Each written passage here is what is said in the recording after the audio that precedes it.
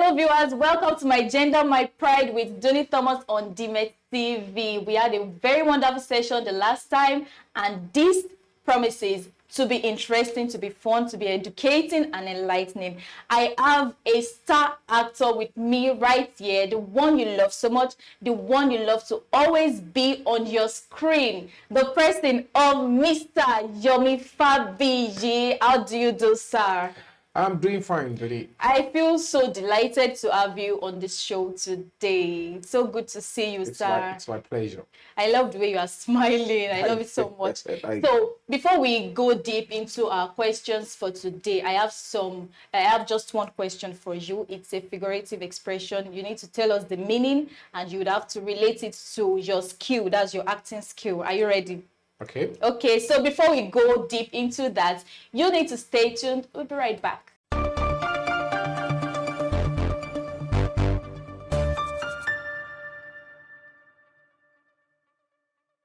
Thank you for staying with us, Mr. Yomi Fabiyi. Are you ready?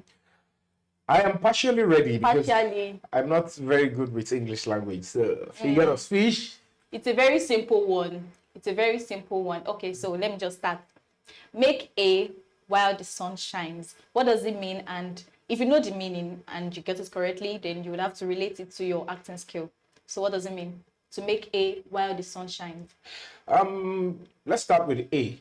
You know, I think A is what they feed the animals, and to have them like grains that they will be useful as food for the animal, you have to spread them in the sun. So when you are trying to make your A, I think it has something to do with animals, and then you have to, before you can make them available to be useful, you have to spread them in the sun and then get them dried up. Okay. So you need the sun. Okay. And the sun comes out during the day. So when you want to get the best of your life, of your career, of your potentials, you do that at your very tender age, where you can maximize your potentials as much as possible. So that is, to me, the meaning of in simple terms, it simply means make use of the opportunity you have now before you lose it. Okay, so just relate it to your acting skills and how far you've gone. Yeah, when I got opportunity to learn through the legendary late King Babatunde Omidino Babasue, I was opportune to meet a lot of people apart from him. And when I met with Abiola Ibs, Abelare, Inka Quadriogogo, they are also my boss. Okay. And, they have different skills. I looked at it and I said, oh, at this tender age of mine, instead of pursuing fame, pursuing money, why don't I seek this knowledge? Because these people are ready to give it to me on the platter of gold. So I took my time to be readily available. I jettisoned every other distractions. I focused on tapping from them, learning from them. I go to their feet, and they submitted all the knowledge. They allowed me to stay. They put me through. And today, even when I'm talking or do things with my job, with my craft, people are like, how did you get to know it? Where? How? They don't understand the magic. But I did make A while the sun was shining then, because when it was shining, and it was shining on me with the potentials, with the opportunities, with the time, I decided to make use of those times, And today, it's still a work in progress, but so far so good. Is what I am using to feed myself, to feed my family, to be who I am today. So that is just it. That's a very wonderful one, and I could judge, or let me just say, I admire your level of intelligence. Yeah, you're so brilliant, of course. Hey. So just one clap for you. Hey, Abella. Abella is candle. Okay. They will light it up. So Abella, but I'm just joking. Thank you for your kind words. Okay. I appreciate them. Okay, so tell me your the challenges you've faced so far being in the industry and how you were able to overcome them? You know, the point thing about this job and this industry is that challenges are what makes you go beyond the norms. They expand you, they expand your horizon. Okay. They make you want to, stretch yourself.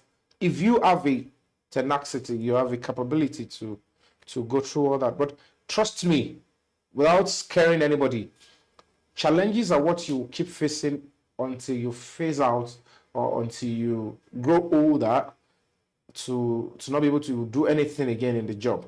So my challenges are in phases.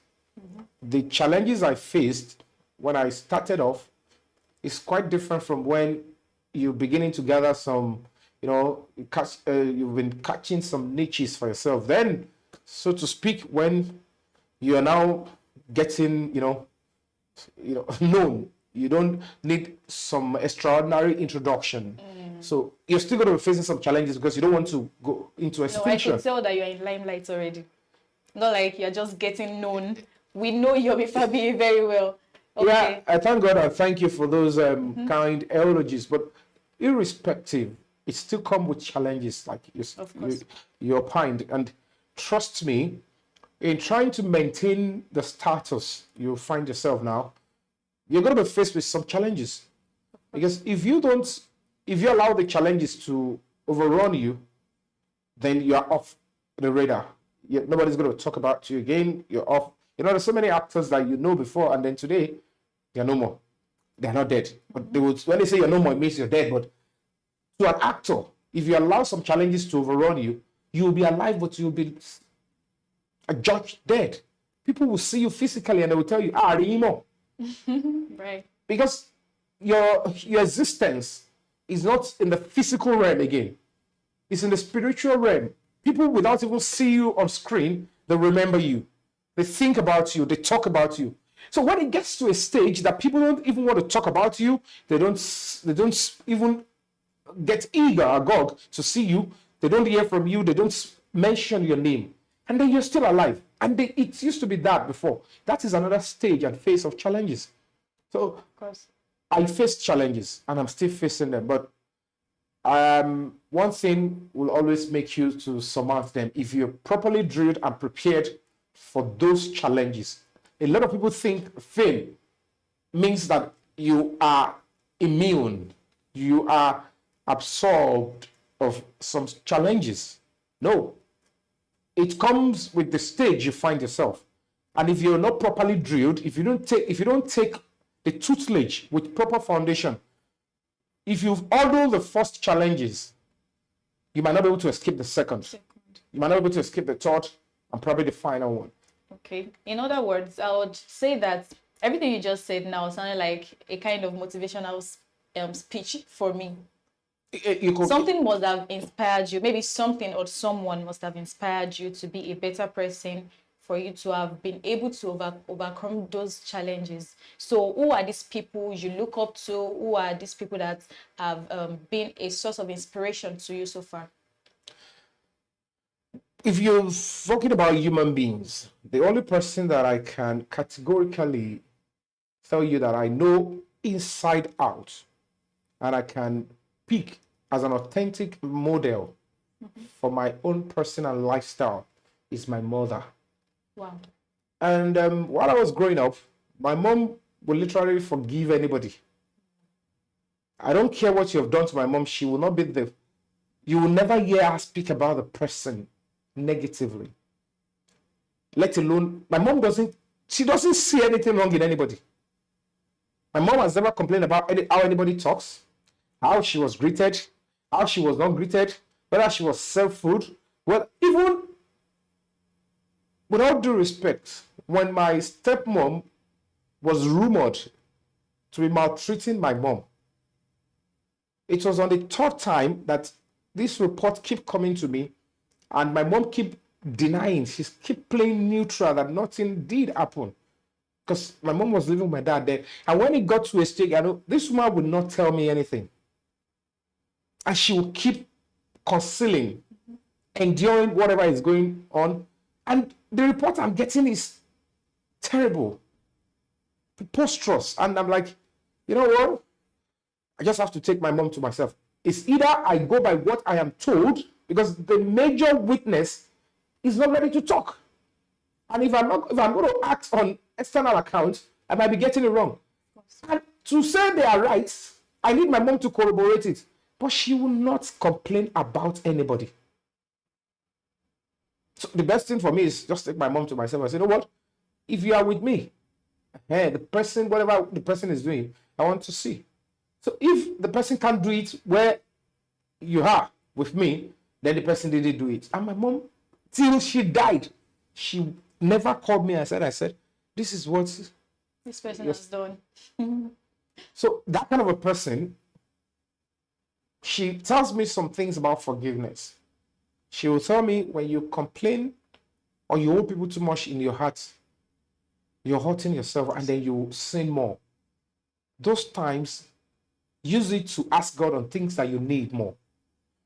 Redirects your mind. And that's why people look at it, Yomi Fabiyi in the industry. Initially, people thought coming to help this, you are available for this, you are available for that, is because you are looking for fame or you're just too available.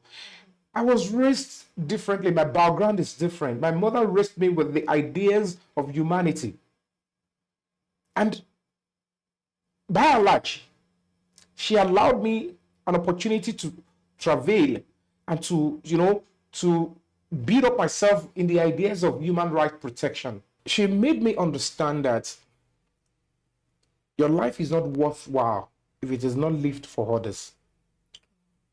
She made me understand the beauty of you displacing yourself to please others. She made me understand, not by religion, but by way of life. She realized the fact that if she does that to someone else will also displease him or herself for her to be okay. And that is what makes a society better. It's a different ball game when my mom will be raising me in how you will be better above others, how you have others beneath you, how if you are okay and others are not okay, you be fine. My mother never raised me that way. She raised me and she showed it by example that I might have 2 naira. Somebody does not have even a kobo. So am I comfortable? Throughout, when my mom was living with me, if I give her money for, okay, go and buy provision, foodstuffs in the house, every other person in the church and probably in the community that has asked her for help one way or the other to feed, or she noticed, she would cut out of it, go and share to them, and then bring the remaining for us to eat. After, so I said, Mommy, what's going on? He said, Sister Lagbaja that said so. Sister, sorry, I just, okay. She won't mind. And she was not just doing it. I later realized that she does that and she does not complain.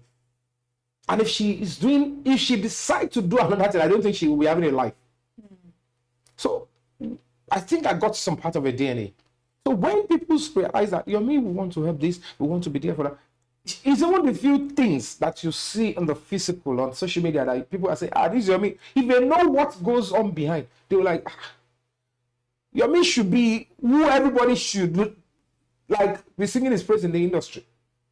But because we are in a competitive industry, and if they should praise you or act towards you because of what you're doing, to them, they are trying to put themselves behind. So they rather paint you in a color, in a way people will not really see you or like you. But as much as they do, if it is natural, if it is inbuilt, if it is ordained, they will only try. Something will eventually come up and actually define who you are, and nobody can erase it. We'll be diving into more questions, and I hope that Mr. Yomi Fabiyi is ready to answer those questions. Before we go deep into that, stay tuned. We'll be right back.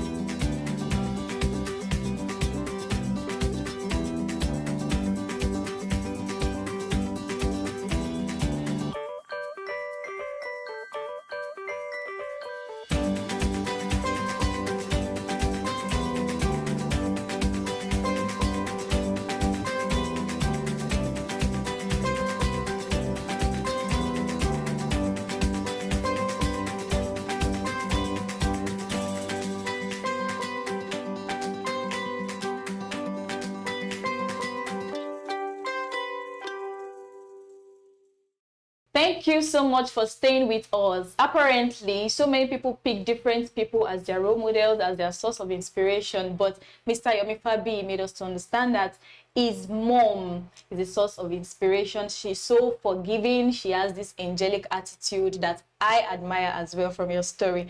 Okay, that would also lead me to the next question. When you said that some people would prefer to be behind, like they just position themselves that way, rather than maybe being a leader or looking up to somebody or supporting a right motive. So let me ask you about this movie that you removed from your YouTube channel within 24 hours, Okoyabo. So what happened?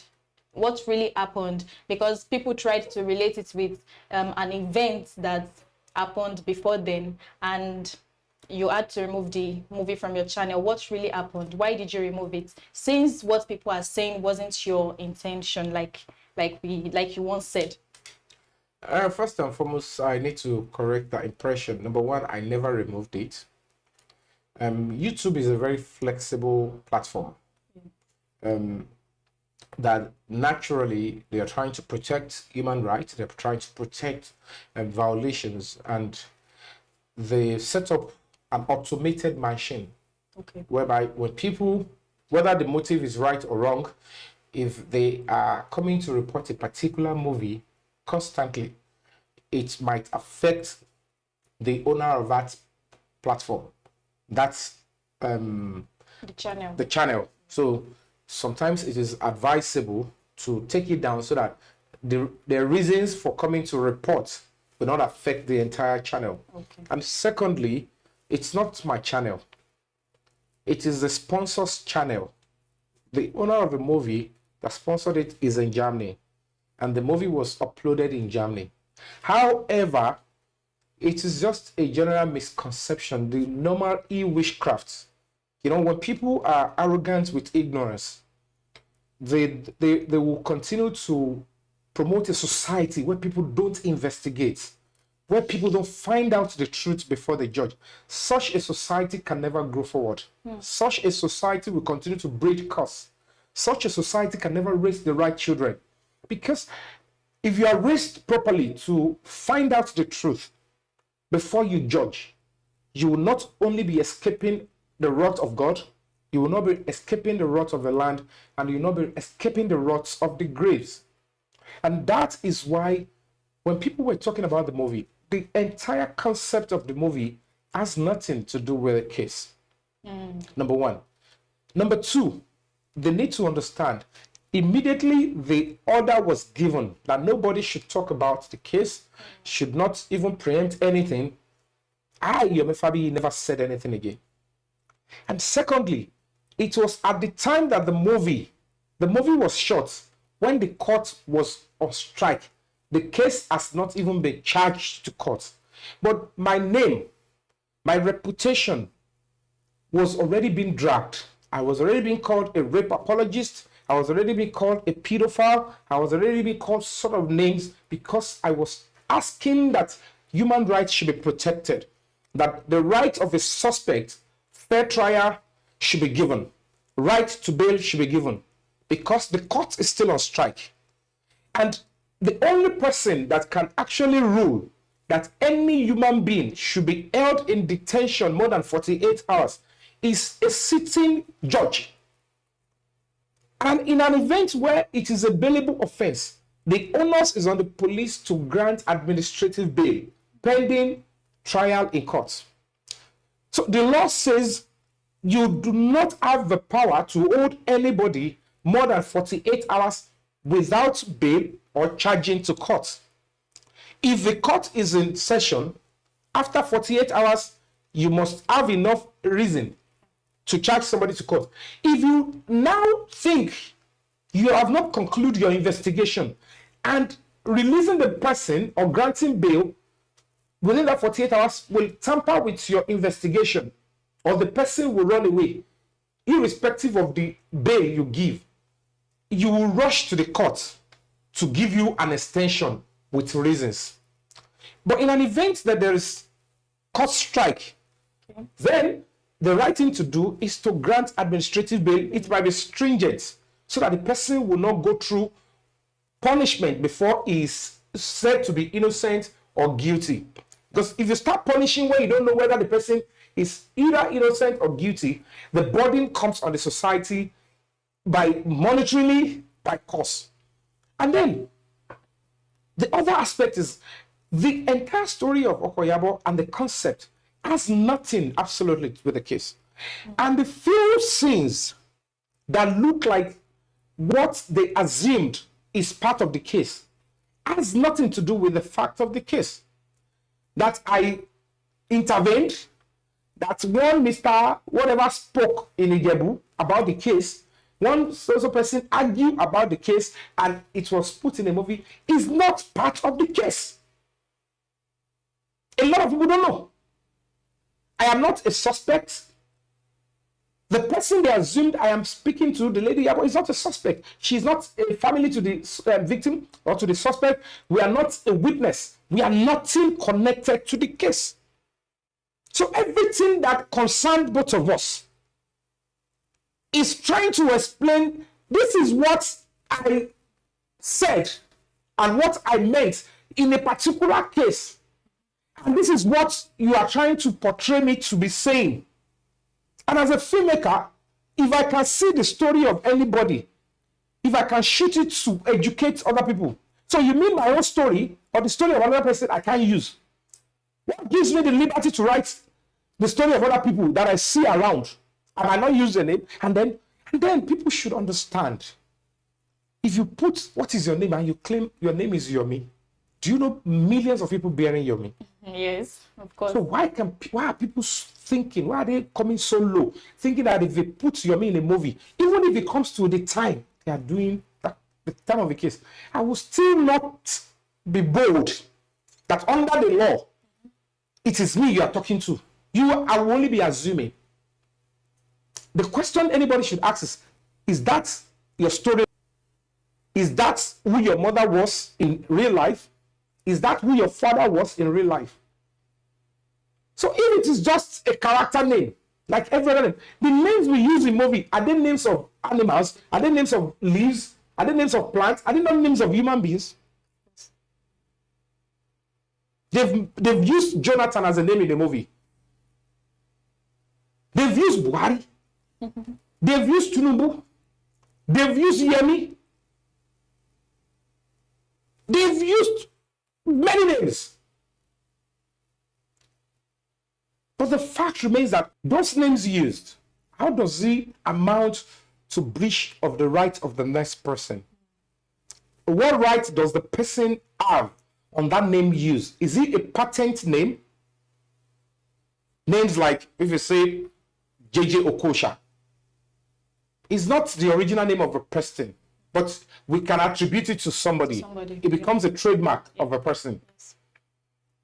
But in this case, in this instance, so now when people now choose because of that, and they rush to the YouTube and start, and they want to affect somebody, the person chooses to bring it down instead of fighting it with YouTube. Do you understand? Because they are trying to attach it to what is going on. And it will need some simple investigation. Even with that, they might still decide to take it out and then go for investigation. And if it is not true, they return it back. But the fact remains that even if they return it back, they cannot control who will be coming to report, and it will be affecting the mind chain, the system. Okay, I'm saying that in that process, when it happened and the person who uploaded the video had to bring it down so it won't affect the old channel, what did you do differently? What are the steps you took regarding that? Did you fight for it? No, the point is there's no point fighting for that. The honest truth is this: whether they are right or wrong, there is something they call public perception. If the public perception in majority is wrong, and you understand that trying to make your points at a particular time will worsen the case, why don't you just allow them have their way? Because the fastest athlete is the truth. And I waited. So, you know what? I will support your decision to bring it down from your portal. Do it. so that they won't affect other movies. But the fact remains that YouTube is a social media. It is. We can always re-upload. When the tension downs, nobody's going to order me not to do that. Nobody gave the order not to do that. So it's not going to fly. It's my means of livelihood. Of course. Even if I commit the worst crime on earth, the government, in punishing me, they must feed me. Because if they keep me in prison, they want to rehabilitate me, they want to correct me, they must still feed me. They must make sure that I am safe and sound if it does not require me to be killed. Even at death, it must be done with dignity. Not to talk of, I shoot a movie, somebody is not happy with it, or a few people are not happy with it. Does that mean I should stop feeding? Whoever thinks stopping me from feeding is the next point of action, the person is cursed. The person is evil. The person is demonic. They don't understand what it means to actually correct people with love. And be that as it may, a lot of people have seen the movie and people are beginning to ask questions. Where is a child abused in this movie? Where are all these allegations that you're bringing up? Why raising false alarm? Why are you people bent on seeking after truth? Because truth is a poison. It will never emancipate the perpetrator and the beneficiary. They become victims of such. And that is why, if people are not raised properly from a good family background, you will see them promoting such things online and offline. That will be the order of the day. They enjoy such things. They see after, they don't even know if it is true. They're just looking for a comment that will lead them into what they want to conclude. And they follow through. That is not a society. That is not a person. If there is an ample opportunity for things to be verified before you rush into conclusion, what is this? Are you not scared if your judgment could turn the other way and there won't be no remedy? And that is what is about the movie. The essence of dropping it from that portal, the main portal, was to respect public perception, irrespective of the position they hold. Because I know certainly that a time will come. It's either they gently get to see the job and realize that they were deceived, or the truth catches up with the lies told, and then they come back and do restitution. I only pray that I am alive to witness that. Because I don't care if majority, millions of people are on the wrong side. The truth is bigger than all of them. It's bigger than all of us. So that is a story about putting it aside from that portal. It's still on my own YouTube channel. And few other people still got it. And they're still seeing it and they've seen it. And nobody has ordered that it shouldn't be seen, because trust me, those that have seen it, genuinely seen it, they realize that it has not hurt the society. It has no kind of message they were propagating. It is just a normal story of every other thing a filmmaker sees and adapts. By law, whatever I see, I can adapt it without no time frame and turn into a movie to entertain, to educate. That is the statutory fundamental right we enjoy. And anybody trying to guard that is violating my right. Even if the person that we're telling the story does not like it, if it is a story that it must be told, I will tell it in my own way. It's my expression. If you don't like it, go to court and challenge it. So when the young lady was indirectly trying to act like a victim, that she's being violated or she's pained, and she wants people to assume and conclude that that movie is targeted towards me, she actually did not tell them in which part. Is it that your face was used, your voice was used, or your name was used, and your story was used? If none of this falls under these four categories, you have no local standing, you have no reason, no alibi to be aggrieved. Even if you don't like what is in that movie or it is being done, it is a right of a person that did it You can challenge it in court. Know your place under the law, and then you know peace. But because majority of the people fighting behind, they are ignorant and they are arrogant with it. They chose to attack because they think, oh, I think this is time for this man to go down. Wow. I'm an adult. If I am fighting for human rights and people came around to bring me down in such a negative way, to sell a wrong impression about me, about a particular issue, the onus is on me as a filmmaker to use my tool to also propagate the right message, the right situation of things, without aberrating. I would never disobey a court order. If there was an existing order before the movie was shot, I wouldn't even dabble into it. I would rather wait after the case is done. And the truth of the matter is, nothing absolutely in the movie preempts what has happened or what will happen in the case that will amount to court content. Nothing, absolutely. And if there is anything you find there are things that is on social media, is been seen already. It's not that I went to court and dug it out and start spreading my own opinion or interpretation or how I think the case should go. It's what they have seen before. If there's going to be any litigation, that particular one, just one that is connected, the person that should be going into court or to be charged to court is the person who released the original video. They engage the Nigerian populace and youth to fight against an adaptation that does not include the original victim. They don't even know the age of the person playing the role. They claim the person who played that they saw in the replica is actually a child too. They are all concerned about what they did and what is before them. So it tells you the disparity in the intelligence of people who we have on social media.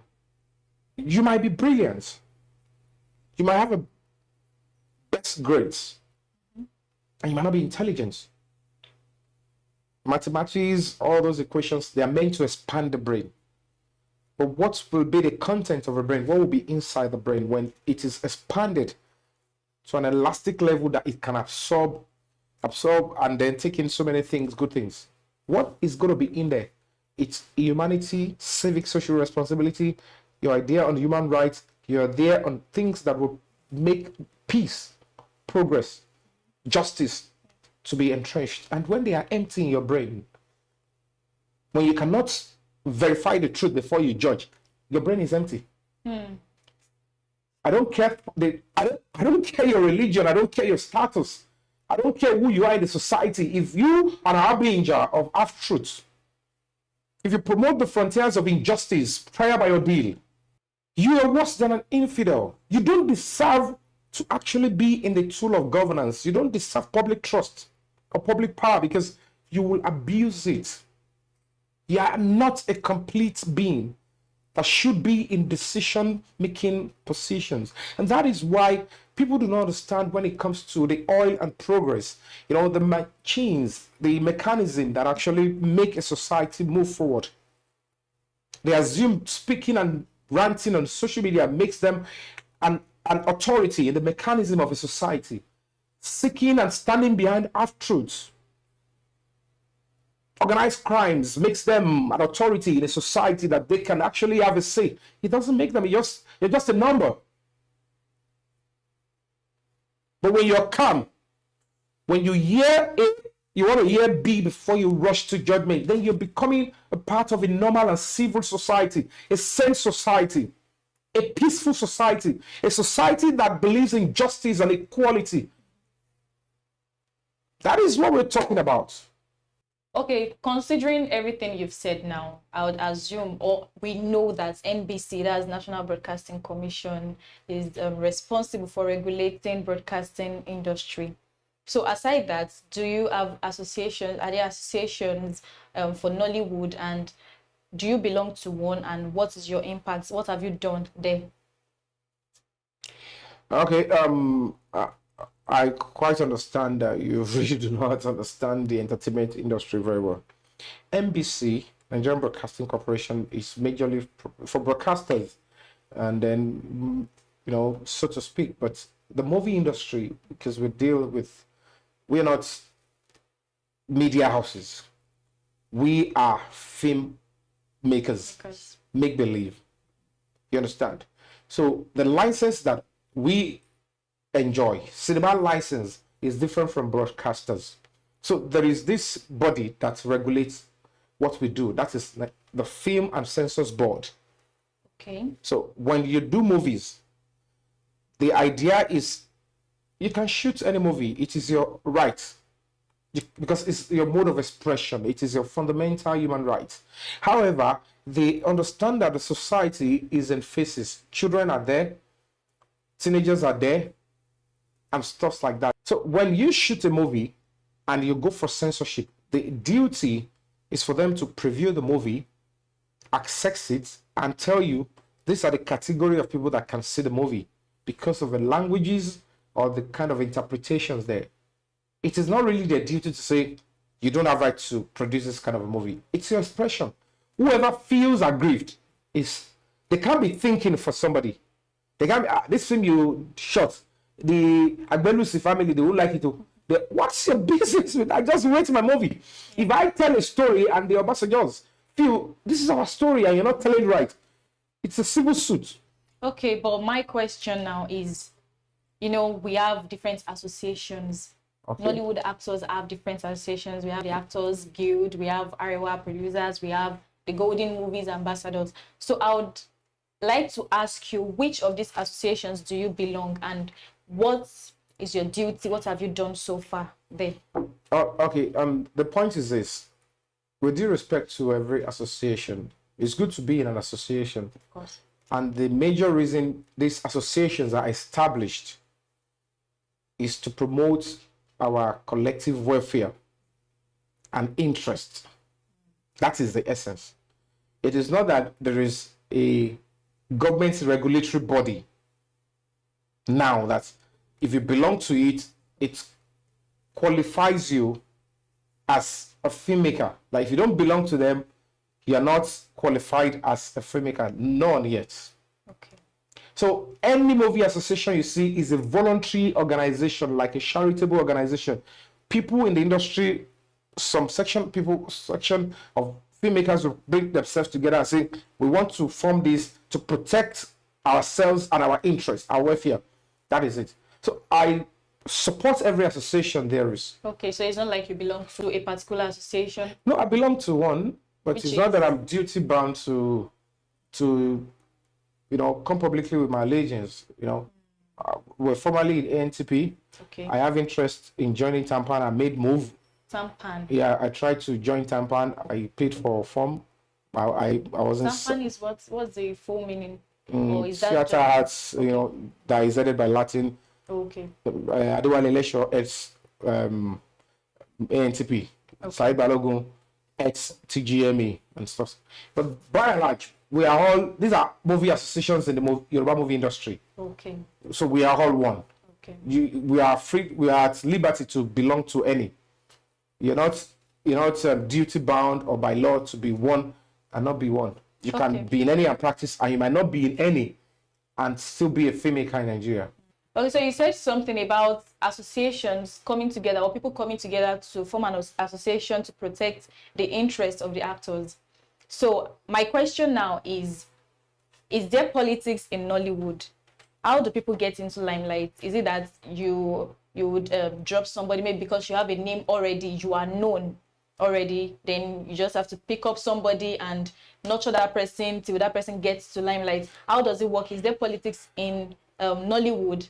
And also, what is the influence of the Nigerian politics on Nollywood? First and foremost, we are all political animals. Politics is everywhere. It's in churches, it's in mosques, politics is everywhere. So there is politics in Nollywood. There's politics within all the movie associations. And of course, when you look at the terrain, the Nigerian political system, geopolitical system, it's controversies on Nollywood and the negative impacts are there by and large, because Yoruba used to say, "Oni amuko, oni eru ewo, oni okele nwo ewo sale." What does that mean? When a crippled person is carrying a load, you expect that, somebody who saw that from afar, like, every man, why is this load bending? He said, you're looking at up. If you look down, you know why it is bent, because it's pointing to the cause for the bent. So basically, the Nigerian system is responsible also negatively on Nollywood, because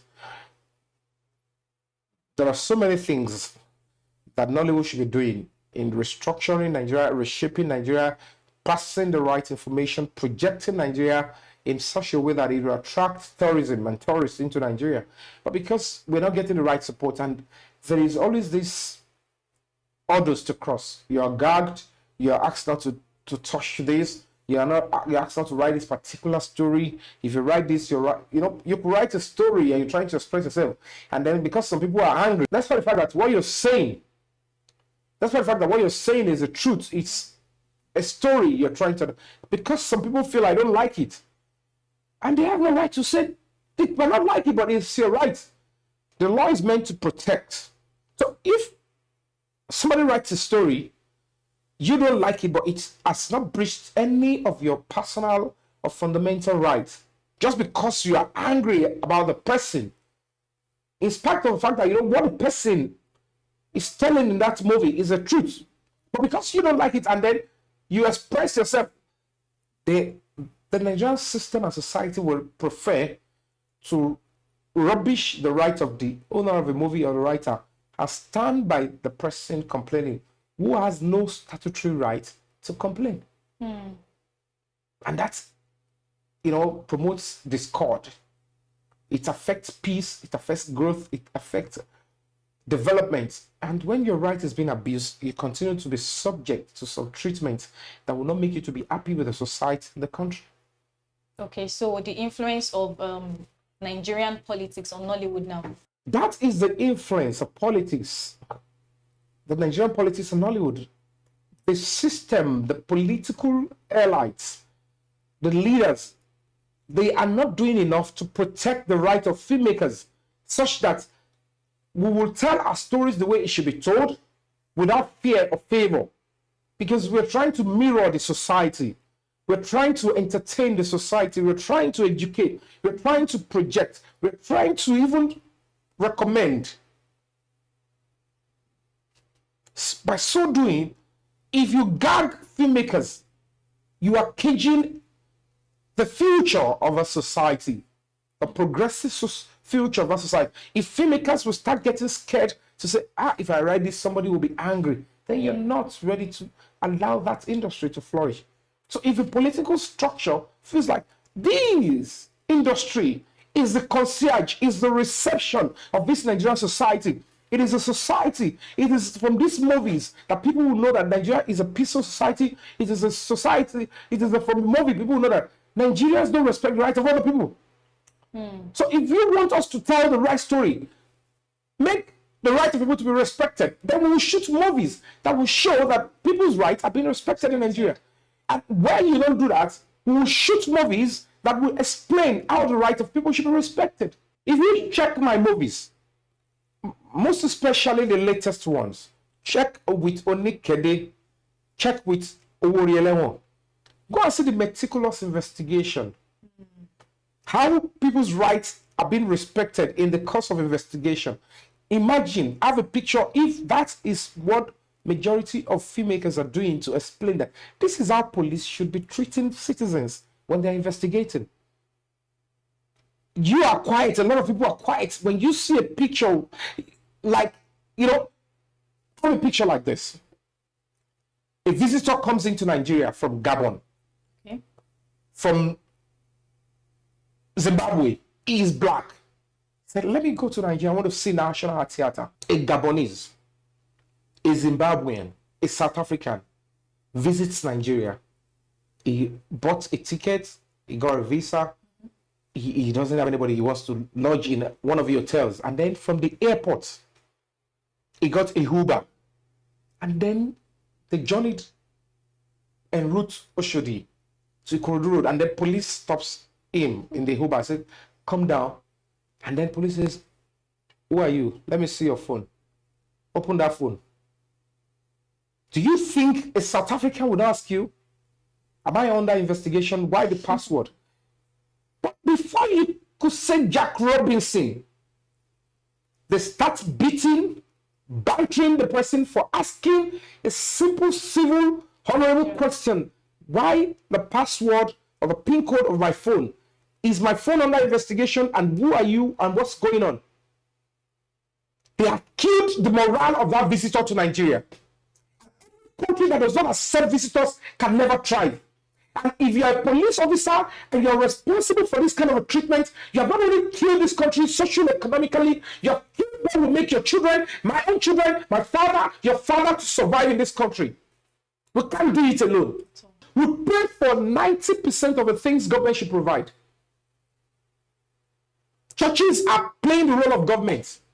People attend churches not because they love God. But they know that in that church, they will see crowd when they want to do wedding. If they give birth, they don't see money, they will see pastor will help them or church members will help them. If they are dead, they know the church will bury them or the mosque will bury them. They are not doing religion because they love it, but they are doing religion because most of these centers, they are taking over what governments should be doing. In a local government, there should be 2-3 centers that will be dealing with mental health. There will be centers. In a local government, there will be a leisure center. When you're feeling down, when you're feeling depressed, when your health is being tampered with, you can go and stretch your body. In local government that I come from, Shomolu local government, there is no sports center. How do youths, over 300,000 to 400,000, how do they survive when it comes to their health? How do they improve their sports skills and talent without education? Is everything about education? Do we seek education because we want to get jobs? You seek education because you want to provide jobs, not to actually get jobs. It's the opposite. Basically, that is a picture we see every day. When you go there and think about the policing, since you have been born, have you been pained? Have you ever feel embarrassed that the stations, police stations in your community is always in constant darkness? Has it ever pained you? Do you ever feel embarrassed as a citizen? These police officers accosting an innocent citizen on the suspicion of internet fraud with the threat that we're taking you to our station. They know fully well that station, they don't have light, they don't have a single laptop, they don't have internet there, and it is smelling. That aside, as a citizen, how much of pride do we have in ourselves that none of us choose to complain about this? That if you want to secure this country, the people that will secure us, they are not well fed, the salaries are not interesting, they use their money to buy uniforms. It should be a taboo for a police officer to use his money to buy uniform to serve this country. You would even ask the police officer to use his money to buy the life to protect you. We are unnecessarily wicked towards the police because our conspiracy of silence is evil and wickedness towards them. When we complain about police brutality, we should complain about our own wickedness towards the police because our silence is wickedness. The fact that this is not the kind of police structure we should have as a nation, the most populous black nation on earth. Because independence very Caribbean, I want to go la fitaratara language. We are not supposed to talk about independence. We collected too early. No. The fact that I went through this particular suffering does not mean my children should go through the same thing. The fact that UK and America, they were 50 years, they were still crawling. So we should be crawling at 50 years too. Do you understand? That is what they are gagging from us as filmmakers. Okay, a beautiful one. I would say that, or let me ask, what can you say to our viewers, those that are aspiring to get to where you are today, those that are aspiring to be an actor, they want to be a voice that people can hear? What do you have to say to them in one sentence? They should be genuine, Okay. be willing to sacrifice, and not be so much interested in their own personal comforts. Because to do this kind of service, your personal comfort is secondary. The idea that other people should be comfortable, other people, visitors, people that you know and those you don't know, should live a well dignified and respectable life, would be propelling you towards that kind of a crusade. That way, if that is how other people are raised, it becomes a communal habit, and then you have that kind of sane and beautiful society. Thank you very much, Mr. Yomi Fabiyi, for being on My Gender, My Pride with Dunni Thomas. Thank you so much, our viewers, for staying with us. Thank you so much, Dimet crew. Really do appreciate you. Remember to subscribe to our YouTube channel at Dimet TV. Also, Dunni Thomas. Follow us on Facebook and like our page, My Gender, My Pride with Dunni Thomas. Our Facebook page, Dimet Media. On Instagram, Dimet_media. On Twitter, Dimet_media. We love you so much. Next week, we are really going to give it to you, Baz Boss. Stay tuned. My name is Yomi Fabiyi. Keep watching My Gender, My Pride with Dunni Thomas on Dimet TV. Keep watching Dimet TV. Ain't it me? That is where the real gist, the real content that will fortify your morality and expand your horizon. Dimet TV is the channel to log on to. I love you.